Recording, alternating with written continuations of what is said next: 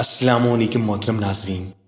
اشفاق احمد فرماتے ہیں زندگی کبھی کبھی ایسی ٹھوکر مارتی ہے کہ انسان سیدھا سجدے میں جا گرتا ہے۔ ہمیشہ وہی جھکتا ہے جسے رشتوں کی قدر ہوتی ہے۔ رشتہ جتایا نہیں جاتا، نبھایا جاتا ہے، پھر چاہے دور ہو یا پاس۔ لذتیں وقتی اور ہنگامی ہوتی ہیں، لیکن مسرتیں شادمانیاں مستقل ہوتی ہیں۔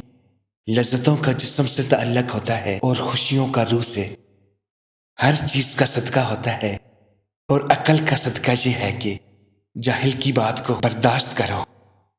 ہماری خوش نصیبی یہ ہے کہ ہم خدا کو ایک مانتے ہیں، مگر بد نصیبی یہ ہے کہ خدا کی ایک نہیں مانتے۔ جو لوگ ماضی کی یاد اور مستقبل کے اندیشے میں مبتلا رہتے ہیں وہ اپنے حال کو برباد کر دیتے ہیں۔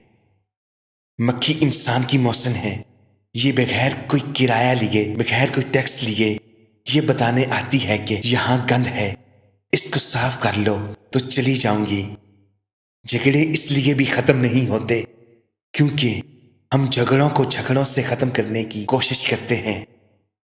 تجربہ انسان کو غلط فیصلے سے بچاتا ہے، مگر تجربہ غلط فیصلے سے ہی حاصل ہوتا ہے۔